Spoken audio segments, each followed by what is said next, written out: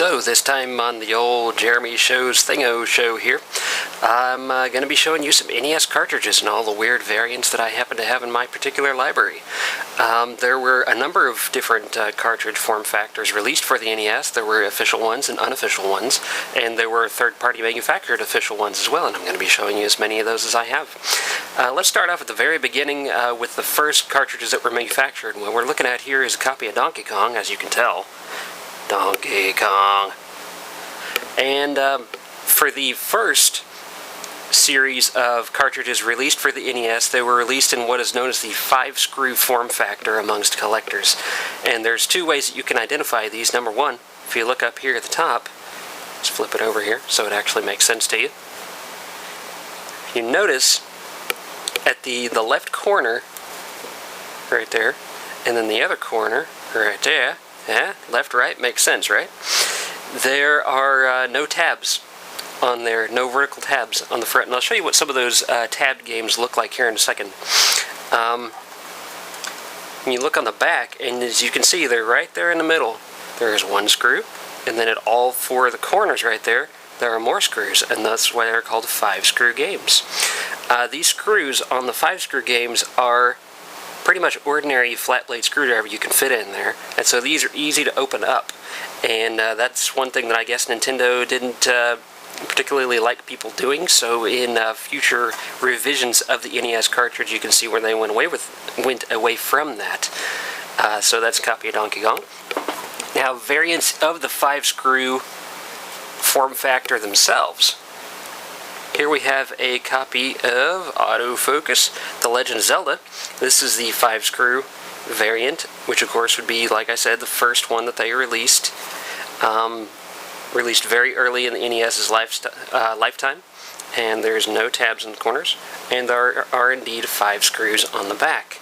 Now, one thing you'll notice differently instantly about this game versus Donkey Kong, and let me put them side by side here so you can see, on these back labels, you notice that this one's a very simple label telling you what you shouldn't do to it if you want to continue to play it.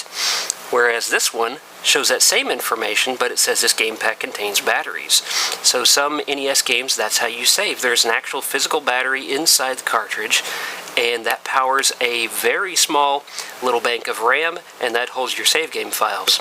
Now, back then, non-volatile memory was very, very, very expensive, and RAM was still pretty expensive too.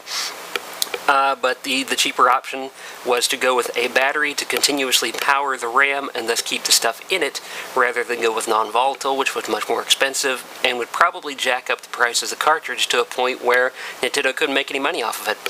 So that unfortunately means that since that battery is a real physical thing in there, eventually it will die, and it will no longer be able to save your save games, and whatever's in there when the battery dies is gone. Now, the game will still work just fine with a dead battery, and I believe it'll even let you save, and it'll tell you that it's successful in saving, but whenever you turn the power off and turn it back on, your stuff's gone. I have not actually cracked one of these cartridges open to see if it's a standard battery in there that can be easily replaced. I know that future cartridges, like for the Game Boy and Game Boy Advance that did have batteries, the local video game shops here will often replace those batteries in the cartridges for free before they actually resell them to the public. So I know that those batteries are replaceable. Presumably these are too. I wouldn't be surprised if there's an eBay seller that all they do is just sell batteries for NES cartridges. So that's those two out of the way. Those are the 5-screw variants. Now we move on, and some of the 5-screw games were re-released in the much, much more common form factor for NES cartridges. This is another copy of Legend of Zelda, and if you look at the top, it does have those plastic tabs on the corners, and those keep the game shut. It holds the two halves together because that tab right there actually comes from the bottom cartridge half, and it goes up there and snaps through like that, and that's what holds it together. And thus, these cartridges only require 3 screws. Still got the one in the middle, 2 on the bottom corners, but the tabs hold it in place at the top. So see, they save a little money. They save 2 screws. Ooh, saving so much money. You're saving upwards of 2 cents per cartridge, Nintendo.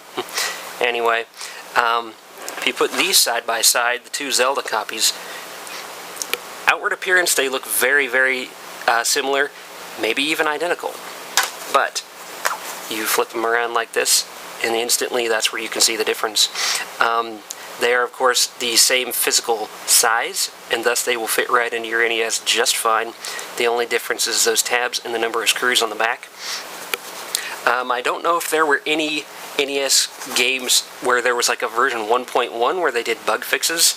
There were some Nintendo 64 games where I know that was the case, where they would release an original version of a game, and then for the Player's Choice re-release, they would do some bug fixes and re-release it that way. The Legend of Zelda Ocarina of Time was one of those games. If you happen to find a gold Ocarina of Time cartridge, it is always going to be the 1.0 version of the cartridge, and I believe that that one is more susceptible to Game Shark hacks, and it also has some minor changes in it that were changed. For example, the Fire Temple music was changed because it turned out that part of that song was similar to some kind of cultural chant from the Mideast, and so they took that out because somebody bitched about it. Blech. Anyway, so that's those. And the Player's Choice re-releases on the NES were often, they're still official cartridges, of course, so they still look the same. And this is yet another copy of The Legend of Zelda. This is the Player's Choice re-released. As you can see, it has, I'll put those back side by side so you can see them here. It has very, very similar label. It's slightly reorganized. And of course, the Player's Choice re-release is gray instead of gold. The later games that were released for the NES, they changed the labeling on the back for a number of the games to include additional warnings and shit. And so as you can see, the junk on the back for the Player's Choice re-release, there's a whole lot more there. Basically, don't blow it up and expect it to still work. Believe it or not, they had to tell people, do not soak this thing in fucking water or it's not going to work anymore. Because people are fucking stupid. Sorry, I just bumped the mic there. To show you a couple of more comparisons of original versions versus Player's Choice re-releases, I have a copy of Metroid here. And this is 5-screw one, as you can see, no tabs. Got 5 screws on the back. Gray cartridge, gray label, with the art on it very much in the original black box style, showing a little bit of 8-bit graphics from the game. Whereas if you take the Player's Choice re-release, which I actually got before this one, believe it or not, you can see that the labels side by side, very different. They completely redid the art on the Player's Choice re-release. Shows just Samus, and very good art, actually. And of course, since it was a later release, it has the tabs and 3 screws, of course, on the back.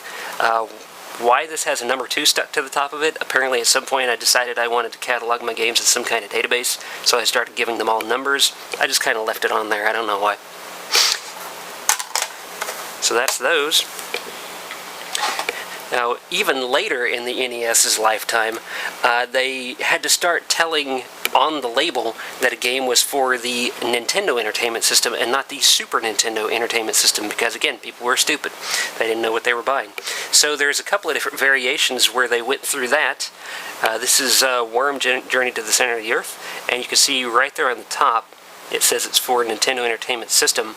The positioning of that text tends to vary, which is why I've got a couple of games set aside here to show you that. The positioning in that particular case is like right off the top of the cartridge, so it's kind of strange. But apparently they thought that was stupid too, because then there was the Addams Family, and they positioned that text just short of the top edge of the cartridge so that it would actually fit. Isn't that nice? So, and also, this must have been not quite that late in the NES's lifetime, because it does not have the revised label thingo on the back of there. Does it have it on this one? No, it does not. But it does have a shitty fucking price tag that I couldn't get off there, those bastards. Need some Goo Gone or something. Now, those are it for the official Nintendo manufactured cartridges. We're going to start getting into some of the weirder stuff here. there's a couple of games here. There were at least 2 publishers that manufactured their own official cartridges for the NES. Believe it or not, Nintendo did not manufacture all of the NES cartridges. The first one I have to show you here is Rollerblade Racer. And I don't know if you can tell this or not, but this cartridge is kind of yellowed. You can definitely see it right there when you compare the bottom and the top halves right there. See if I can get that in the light a little bit better. But the bottom one is definitely darker in color than the top half, and that's common for plastics that are of this particular age. A number of computers used plastics, and even video game consoles, even the poor Super NES itself, used a particular kind of plastic in the manufacturing where it would change colors with age. It would get yellow and kind of nasty and shitty looking. Even if it's kept in a perfect environment for all of its life, eventually it starts to change color, as is the case with my Super NES. There is a way to fix that. You can use a chemical mix called Retro Bright, and yeah, I'm sure you can put that into Google and that'll fix the spelling for you, because it's spelled with like a 0, and the Bright is not spelled B-R-I-G-H-T. It's spelled B-R-I-T-E. But yeah, so you can mix that up yourself from common household chemicals, and you take these the plastic bits, you soak them in that for a little while, and it magically makes the plastic unyellow. How cool is that? So this particular cartridge was manufactured by, see if we can do that, High-Tech Expressions. You can see that. In fact, I'm going to boop on the light on this thing. Not digital, that's artificial. There, the actual light. So, if we can get a focus on that, there we go. See, it says High-Tech Expressions right there. Manufactured by High-Tech Expressions, licensed by Nintendo, made in the USA. So, this was part of the line of cartridges, of course, manufactured by High-Tech Expressions. Lower quality cartridges for these third-party manufactured cartridges. As you can see, the label right here is not very good quality. It's much more papery than the official cartridges. In fact, let's pull one of those off and give you a side-by-side there. See if I can do this with one hand. This ought to be fun. In fact, just do it like that. That's simple. So, looking at the corners of these, you can see that the corner of worm there on the bottom, there's no damage there at all. It's still nice and glossy, still nice and perfect. Whereas on Rollerblade Racer, it's kind of starting to scratch off of there at the edge.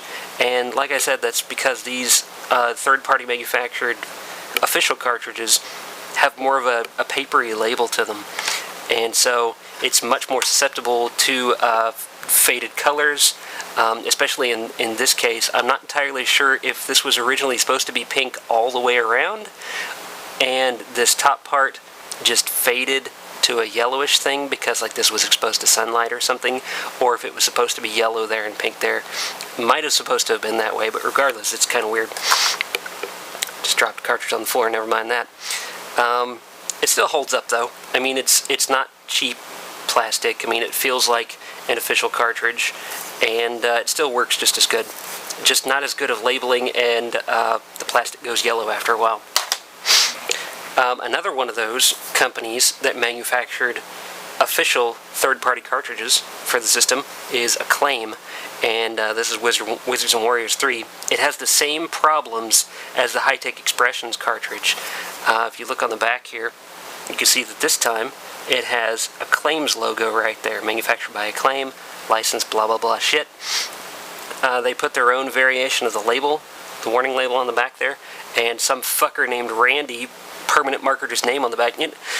This is a rant by itself right here. Why did people do this? Especially with NES cartridges, it seems. They felt the need to permanent marker their name on it. Was there like a magazine article somewhere that said, if you want to keep people from stealing your games, permanent marker your name right on there? And that is a bitch to remove that shit. Supposedly, if you use enough rubbing alcohol and a toothbrush and enough time, you can get that off of there. But I tried it with a mechanical toothbrush and basically holding it on there for like 15 minutes. Not this cartridge, it was a different one. And it only took it down to like 50%. So, I mean, I try to avoid these whenever I'm buying, but sometimes you don't have a choice. So, like I said, same basic problems with this. The label for this is slightly less papery than the High-Tech Expressions one.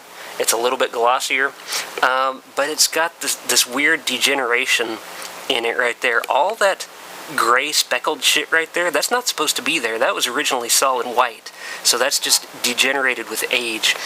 And then at the top of the cartridge, it has similar damage going on there. And again, the corner, the edge of it is kind of gritty, kind of nasty. Again, it still works, so that's good.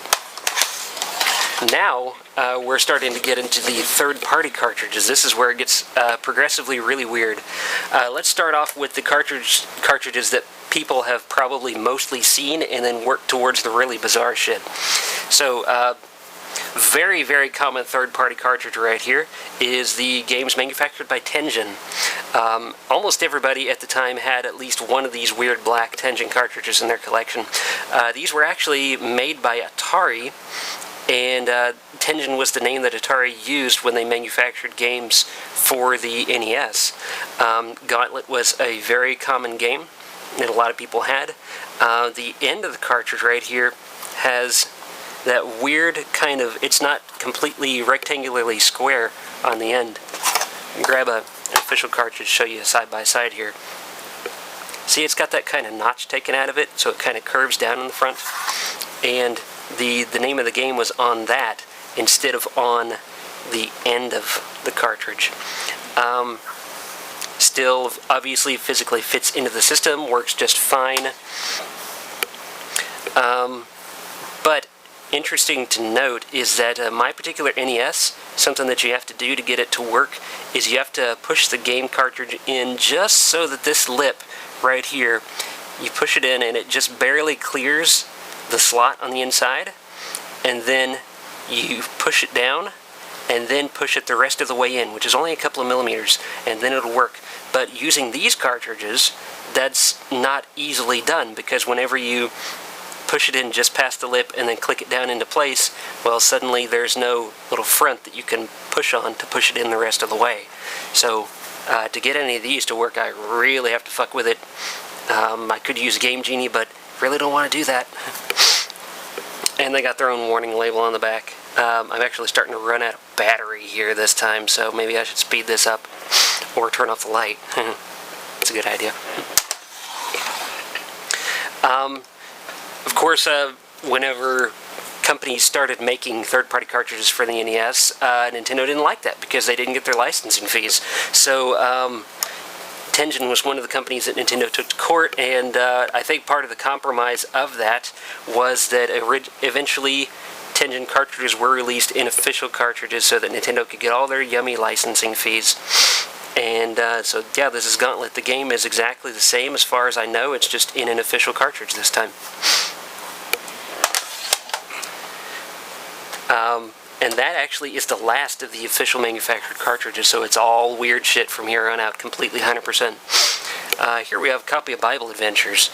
This was made by Wisdom Tree, which I believe was a division of, well, God, what was it? It was one of those C names. Whatever it was, I forget.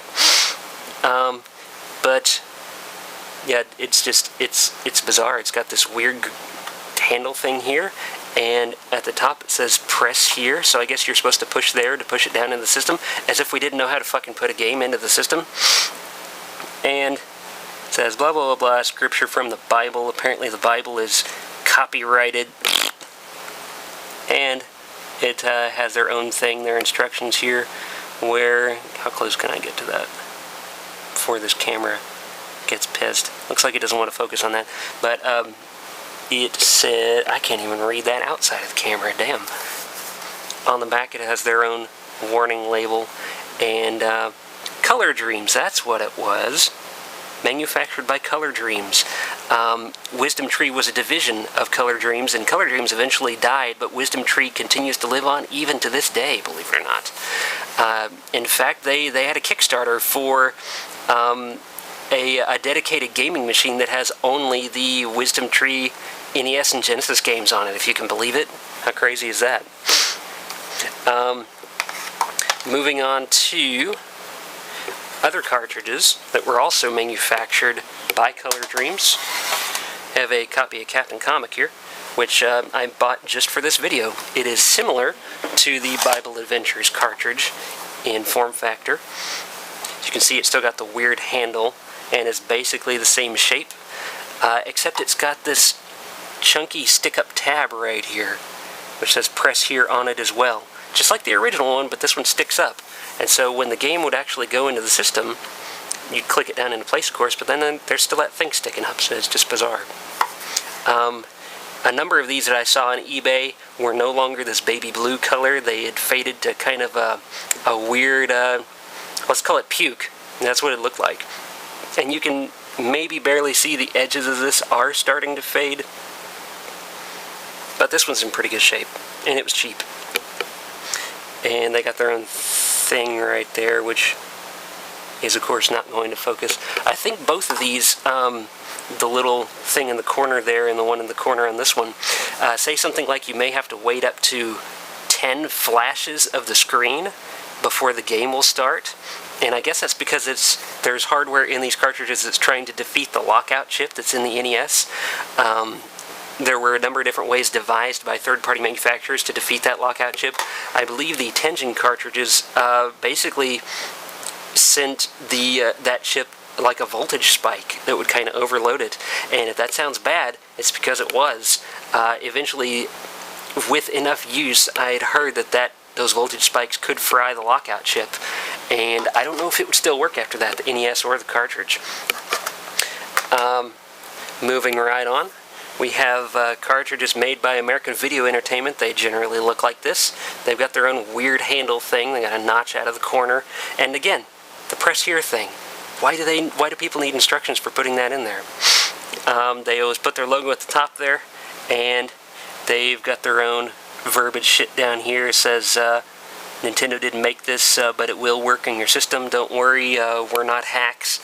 Oh, and by the way, these designs are patent pending. So they got their own warning thing on the back, blah, blah, blah, blah, blah, in multiple languages, actually. What language is that? Maybe French? And very abbreviated label there on the top. Zoom out so you can get the full effect there. So, yeah, this is another one of those that probably uses some weird trick to defeat the lockout chip. But some of the rest of these cartridges don't do that. This next one still does. This one is made by American Game Cartridges. American Game Cartridges, where did I read that before? It is American Game Cartridges Inc., AGCI. So, previous one was American Video Entertainment, and this one is American Game Cartridges Inc. So, don't know what's going on, but this is copy Shockwave. Kind of an interesting game. Proudly made in the USA, oh boy, with an 8-bit flag and everything. It's, again, it's got the weird divot that you can grab onto. I guess those were inspired by the actual divot on the official cartridges, which you would use to pull the game out of the system. So they figured they had to put something on there, otherwise nobody'd ever get the game out because they wouldn't know how to use their fingers on this part or something.